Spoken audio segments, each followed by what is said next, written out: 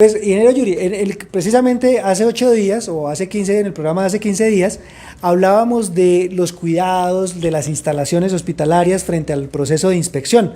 ¿Qué más tiene que tener en cuenta el diseñador a la hora de colocar diferentes tipos de tomacorrientes, los espacios donde deben ir colocados, las distancias, los diferentes equipos que se tienen que monitorear?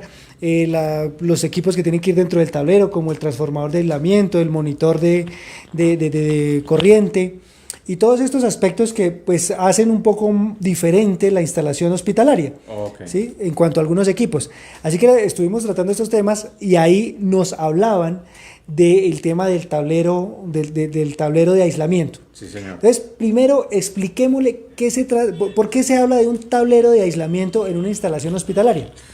Bueno, el tablero de aislamiento tiene dos funciones principales, que es aumentar la seguridad eléctrica y aislar los circuitos independientes de estas áreas críticas. ¿Cuáles áreas críticas? Como salas de cirugía, unidades de cuidado intensivo, tanto adultos como neonatos. Ahora que están tan de moda las unidades de cuidado intensivo, pues todas esas que están construyendo para el tema de la pandemia mundial deben contar con este tipo de tableros. ¿De qué se compone un tablero de aislamiento? Principalmente, tiene dos componentes principales. El monitor, que es la CPU pues, del tablero, y el transformador de aislamiento. A veces se escucha que hay que instalar transformadores de aislamiento, ¿no? El término adecuado es tablero de aislamiento. ¿Sí? Inicialmente nosotros siempre hemos visto que un tablero pues se compone, digamos, de una entrada de energía. Él lo que hace es distribuirla hacia algunos equipos de protección o de control, y pues ya eso se entrega como tal a la red. Sí, señor. Estos en particular tienen esa misma entrada, o sea, hay una entrada de energía y va a haber una salida de energía. Correcto, esto en particular se alimentan a 208 voltios alterna y salen 120 voltios alterna a los circuitos. Aquí hemos simulado una instalación, una torre de servicios que es parecida para la que se cuenta con una sala de cirugía o una cama de UCI. O sea, esto es como si fuera la cama, o sea, en la partecita de arriba, donde cuando uno acuesta, entonces ahí están los diferentes tomacorrientes para los servicios. Correcto, entonces tenemos los tomacorrientes grado hospitalario, importantísimo eso, que sean con este puntico verde, y las salidas de gases. En nuestro caso, pues estamos hablando del tema eléctrico. Importante esto, nos hemos encontrado muchos proyectos, el ingeniero Weiner también puede dar fe de eso. Llega uno a las instalaciones a entregar los tableros y encuentra con triángulo aquí, o sea, es un tomacorriente para polo de tierra aislado, eso no se deben utilizar. ¿Sí? Entonces, importante que solamente sea GH, grado hospitalario. O sea, todos los que tengan el puntico verde acá, precisamente son los que son de grado hospitalario. Correcto. Nos preguntan aquí, una de las preguntas que nos hacen aquí internamente es, también hay con el triangulito y con el puntico verde al tiempo. ¿Eso se pueden? ¿Se pueden tener con triángulo y puntico verde? No, señor, solamente puntico verde. El triángulo es para tomas que alimentan red regulada de computadores. O sea, si existieran con esos dos, o sea, no pueden existir con esos dos ítems. No pueden existir, es solamente así como lo tenemos aquí.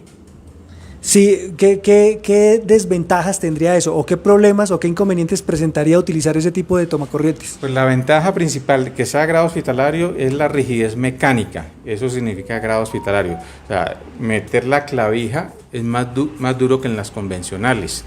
¿Sí?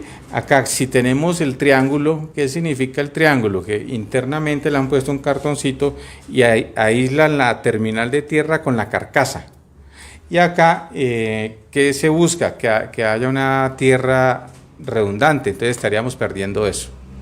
Ok, listo. Entonces, digamos que aquí se simula esa instalación que se tiene dentro de, digamos, una cama o el sitio que yo tengo dentro de mi atención como paciente. Sí, señor. Listo, y esta va distribuida desde los circuitos que vienen de aquí del tablero. Correcto, aquí tenemos un tablero con salida de 6 circuitos bipolares 2x20, son dos líneas vivas, acá ya no existe el neutro, esa es una pregunta que me imagino te han hecho por ahí también. ¿Dónde va el neutro? Aquí se pierde el concepto de neutro, precisamente por el tema del aislamiento. ¿Sí? Entonces aquí tiene 6 circuitos que alimentan los circuitos de acá, las tomas rojas. Ok, o sea, estas tomas rojas están alimentadas de estos circuitos de acá. y se alimentan a 120 voltios. a 120 voltios. ¿Esos de dónde? O sea, inicialmente entra el circuito 220. Entra con una protección también bipolar, 208 voltios, baja al transformador que convierte a 120. Es importante, este transformador debe ser diseñado y construido para uso hospitalario. En particular en nuestro producto, que son estos tableros, que son bastante reconocidos en Colombia, a la gente le gusta mucho, es que estos transformadores no se fabrican en Colombia, estos son importados, lo mismo la electrónica. Hemos visto casos de que arman tableros y colocan transformadores de tipo industrial. Eso no cumple normativa. Claro, porque una cosa es el transformador que está hecho, digamos, para algunos tipos de aislamiento de la red por algunas condiciones electrónicas o Sí, señor. que uno de uso hospitalario. ¿Hay alguna diferencia normativa? O sea, ¿piden algún estándar Correcto. diferente? Hay una norma ISE también, que es la 61558, que corresponde para estos transformadores de aislamiento. Si podemos ver, el núcleo de esto es tipo UI, no es EI, ¿sí? Y se ven los dos cuerpos de los enrollamientos acá, y adicional a ello, por la normativa, nosotros tenemos que estos transformadores tienen sensor de temperatura. ¿A qué nos lleva ello? Nos lleva a que este monitor, este tablero en general, tiene sensor de temperatura del transformador y sensor de corriente para la sobrecarga. Eso nos da alarma, es una de las ventajas. Adicional del objetivo principal, que es dar alarma en 50 kiloohmios, nos da alarma por sobretemperatura y sobrecorriente. Ok. Entonces, digamos aquí vamos entendiendo cómo más funciona un tablero de este tipo. Y es que entra la energía. La energía va al transformador a 208 voltios, el transformador nos la genera a 110 voltios y la manda a estas protecciones. La manda al secundario, correcto, a un barraje y llega y se deriva con esas protecciones 2x20, como dice el RETIER. Ok, y a estas de 2x20 ya se va aquí a los circuitos. Y que es importante, el cableado. El RETIER también habla que el color del cableado pues debe ser un cable de baja fugas y color naranja y café. En este debe cablearse los circuitos por tubería metálica a estas tomacorrientes. Siempre debe ser por tubería metálica. Por tubería metálica MT, sí señor. Entonces, ¿y si va embebida en concreto? Se mete la tubería metálica. ¿Tendría que meterse la tubería metálica? Sí señor. O sea que lo ideal es no, o sea, pues porque No la tubería usar no... PVC, correcto. Uh-huh. ¿Y por qué? Por el tema de que hablamos ahora de la tira redundante, en algún momento se nos puede convertir en ello, en una tira redundante en la conexión, y también por el tema de entorno electromagnético. Ok, entonces claro, porque en última lo que esto busca, ahora sí, es monitorear que hayan muy bajas corrientes o que se fuguen muy pequeñas corrientes desde el circuito que está aquí conectado, desde los equipos que estén aquí conectados, como tal al paciente. Correcto, él continuamente está monitoreando. Y algo importante, nunca se debe disparar. En alguna ocasión fui a una instalación y en vez de estas tomacorrientes han colocado tomas GFSI, que pues como saben se va a disparar a entre 5 y 6 miliamperios. Pues el objetivo es que estas protecciones no se disparen, para darle mayor confiabilidad al sistema eléctrico de estas áreas críticas. Claro, en últimas, aquí el tema de la corriente de fuga, él sería el que la detectaría. Correcto. Este estaba monitoreando al disminuir el aislamiento de las líneas vías frente a tierra. Entonces, él puede estar en 150 kiloohmios. Si se baja a 50 kiloohmios, al bajar la impedancia, pues van a circular más corrientes, que son las corrientes de fuga.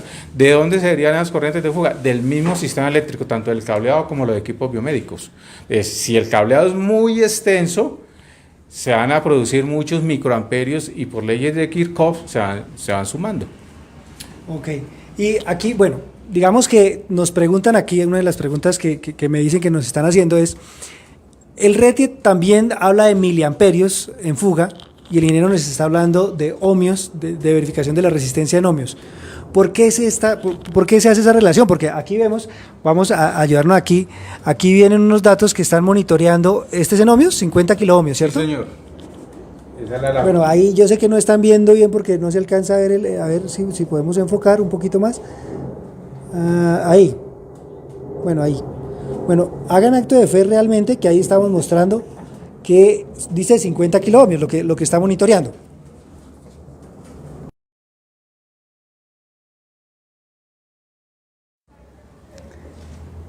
Bueno, y ahí está de todas maneras en ohmios. Ahí en ese ático que ven, aquí está indicando 50 kiloohmios, ¿cierto? Entonces el ingeniero Yuri nos iba a explicar esa diferencia que hay o por qué se mencionan tanto los miliamperios como los ohmios. Buena pregunta. El RETI ha considerado, digamos, dos normativas. Está el lado IEC, que son la Comisión Electrotécnica Internacional, son las que rigen las normas para toda el área de electrotecnia, tanto en tecnología, técnicos e ingeniería. Y está por el lado de la NFPA. Hay que entender bien qué pide la una y qué pide la otra. ¿Qué pasó? Que como nuestro RETI recogió el NEC viene de la NFPA, ellos allí han definido que la alarma debe ser en 5 miliamperios, pero es por el lado, digamos, lo americano. Pero a nivel global de IS, la alarma es en 50 kiloohmios. Ah, ok. O sea, digamos, ahí habrían como dos modelos normativos, el modelo normativo americano y el modelo normativo internacional. Correcto, sí, los dos, digamos que en el RETI están coexistiendo. Pero y, ambos, y los dos trabajan bien, digámoslo así. Y ambos buscan lo mismo, es identificar una corriente de fuga. Sí. ¿Puedo mezclar equipos que cumplan UL con equipos que cumplan IS? No, señor, el mismo RETI lo dice que no se puede mezclar. ¿Y desde qué parte de la instalación podría mezclarlos o cómo pasa eso ahí? No, porque no se puede mezclar. O sea, nunca puedo desde ninguna etapa de la instalación. No, señor. No, o sea, señor. Toda la instalación la debo hacer con normativa IS. Sí, aunque pues, el RETI específicamente en ese numeral de instalaciones especiales es explícito en que no se debe mezclar. Ok, claro. Entonces, digamos que podría decirse que pues de aquí hacia atrás la alimentación es convencional. Sí, claro, sí, señor. O sea, digamos que aquí hacia atrás yo tengo un circuito, la sí. Cometida de este tablero es, digamos sí, claro. Que igual para cualquiera de los dos sistemas. Correcto, corresponde a los mismos criterios de ingeniería para determinar su calibre y su canalización. Ok, y pues lo que nos decía el cableado, es que el cableado que va desde este equipo hasta los tomacorrientes, sí, señor. También debe ser de bajas fugas. Correcto. Los cables generalmente pueden tener altas fugas. ¿Cómo funciona eso? Corresponde a la chaqueta, al aislamiento. Entonces, ¿qué significa? Significa que... quedó por allá. Significa que siempre todo equipo electrónico va a generar fugas, ya sean nanomicroamperios o microamperios, todos. Obviamente con el envejecimiento, esas fugas se van incrementando. ¿Qué permite la chaqueta de este cable? Pues que esos nanomicroamperios no sean mayores, básicamente es eso. Ah, ok, o sea, es un cable de todas maneras que tiene como un aislamiento con unas características tal vez mecánicas y eléctricas sí, de mejor desarrollo. Química del material del aislamiento. Ok, bueno, entonces seguíamos aquí en nuestro equipo y nos estaba contando acerca del transformador de aislamiento, ¿cierto? Correcto, este es diseñado y construido para uso hospitalario y cumple una normativa IS también. Tiene unos parámetros para cumplir, por ejemplo, tiene un valor de corriente INRUS que está especificado para ello, la impedancia también de aislamiento también es específica, es diferente a los de uso industrial. Entonces, muy importante para todos nuestros amigos y todos los que nos acompañan en este programa, que tengan en cuenta los que tienen instalaciones hospitalarias, los que están a cargo del mantenimiento en esas instalaciones o los que están haciendo procesos de compra para esas instalaciones, que digamos que tengan en cuenta que estos equipos deben cumplir con norma hospitalaria, no solo el tablero en cierta medida, sino que en el tablero el equipo que se instale también debe cumplir esa normativa. Correcto, y eso se recoge cuando pues, el fabricante ha hecho un proceso de certificación de producto, como es el caso nuestro. Todos nuestros tableros tienen certificación de producto cumpliendo con RETI para esta aplicación. Ok, entonces vamos a ir de aquí ya del tablero, del transformador de aislamiento. Volvamos al tema, ¿por qué se llama transformador de aislamiento? Que me imagino que este es el que le da prácticamente el nombre a todo el conjunto. Correcto, porque lo que hace es un aislamiento galvánico entre los demás circuitos de la clínica u hospital y además aumenta la seguridad eléctrica en que esas corrientes de fuga, digamos, se minimizan y además se están midiendo.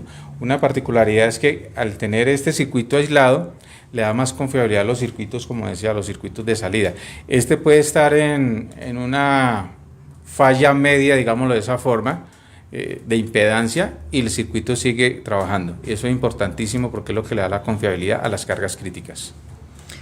Digamos que uno de los objetivos principales, obviamente, es que hablábamos que como al estar conectados los equipos al paciente, pues la idea es que ninguno de esos equipos le transmite energía al paciente como tal y le presente una condición insegura. Esas microcorrientes, él las va a empezar a detectar. Correcto, sí, señor. Y ese es el ejercicio. Se van a sumar, que es el equivalente a que se haya bajado la impedancia. No, recuerdo un caso de una instalación que hicimos hace muchos años. Se instalaron los tableros y me llama la persona encargada pues de mantenimiento, oiga, que la alarma está pitando. Y yo le digo, bueno, ¿y qué pasó? No, anoche en la madrugada aquí cayó un aguacero y por las paredes destilaba el agua. ¿Qué pasó? Pues todas las canalizaciones, las cajitas y todo el cableado se llenó de agua. ¿Qué significa eso? Pues una baja impedancia. Entonces el tablero pues obviamente pues va a actuar y da alarma. Claro, y ahí es cuando precisamente solamente debe dar la alarma y ahí viene ya la persona de mantenimiento e identifica dónde se está presentando el problema. Identifica. Este tablero tiene una característica bastante especial por su alta tecnología, que además de dar la alarma por aislamiento, pues da alarma por temperatura y sobrecarga. Y adicional a ello, una característica muy importante es identificar el circuito que está en falla. Y esto le facilita al personal de mantenimiento pues su propia labor cuando se va a alarma. Es decir, ya él identifica de una vez, le dice, mira, el circuito 1, el circuito 2, el circuito 3. Afirmativo.